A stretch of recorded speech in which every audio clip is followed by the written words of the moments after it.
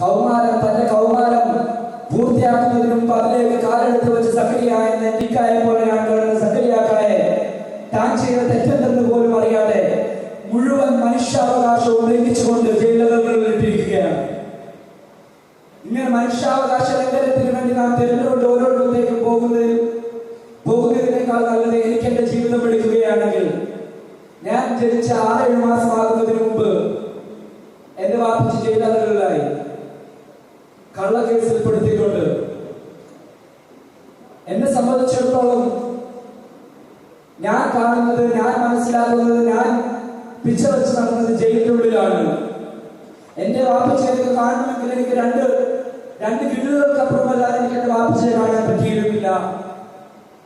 എനിക്കൊരു ഉമ്മ തരണമെങ്കിൽ ഞാൻ അവരുടെ പോലീസുകാരോട് കെഞ്ചിക്കൊണ്ട് ആ കിട്ടുകൾ പറങ്ങുന്ന അതിന്റെ ചെറിയൊരു സെല്ലിലൂടെ അതിന്റെ ഒരു ചെറിയൊരു ഭാഗത്തോട് ഉള്ളിലേക്ക് കയറിക്കൊണ്ട് ഒരു മുത്തം തരികയായിരുന്നു. ഇങ്ങനെ എന്നെ പോലുള്ള മക്കൾക്ക് വാപ്പമാരുടെ വാത്സല്യം നഷ്ടപ്പെടുകയാണ്.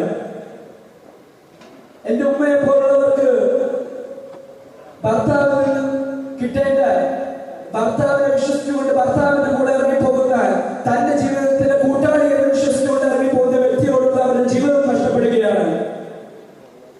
അവരുടെ വാപ്പമാർക്ക് തന്റെ മക്കളോടുകൂടിയുള്ള ജീവിതം നഷ്ടപ്പെടുന്ന, മക്കളോടുകൂടി നിൽക്കുന്ന പരിപാലന, മക്കളിൽ നിന്ന് ലഭിക്കുന്ന പരിചരണം നഷ്ടപ്പെടുകയാണ്.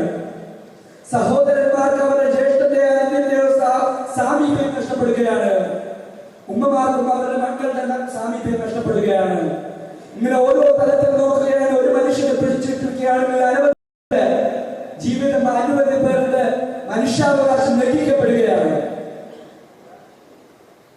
നാം എല്ലാം ഇങ്ങനെ മനുഷ്യാവകാശ ലംഘനങ്ങൾക്കെതിരെ മനുഷ്യാവകാശ സമ്മേളനങ്ങൾ നാം സംഘടിപ്പിക്കാൻ കാരണം അല്ലാഹുവിന്റെ പ്രവാചകർ സല്ലല്ലാഹു അലൈഹി വസല്ലം തങ്ങൾ നമുക്ക് കാണിച്ചു തന്ന മാർഗ്ഗവും അല്ലാഹു സുബ്ഹാനഹു വ തആല ഖുർആനിലൂടെ ചോദിക്കുന്നത് പോലെ വമാ ലക്കും ലാ തുഖാതിലൂന ഫീ സബീലില്ലാഹി വൽ മുസ്തദഅഫീന മിനൽ റിജാലി വൻ നിസാഇ വൽ വിൽദാൻ അല്ലദീന യഖൂലൂന റബ്ബനാ അഖ്രിജ്നാ മിൻ ഹാദിഹിൽ ഖറയത്തി ളാലിമി അഹ്ലുഹാ.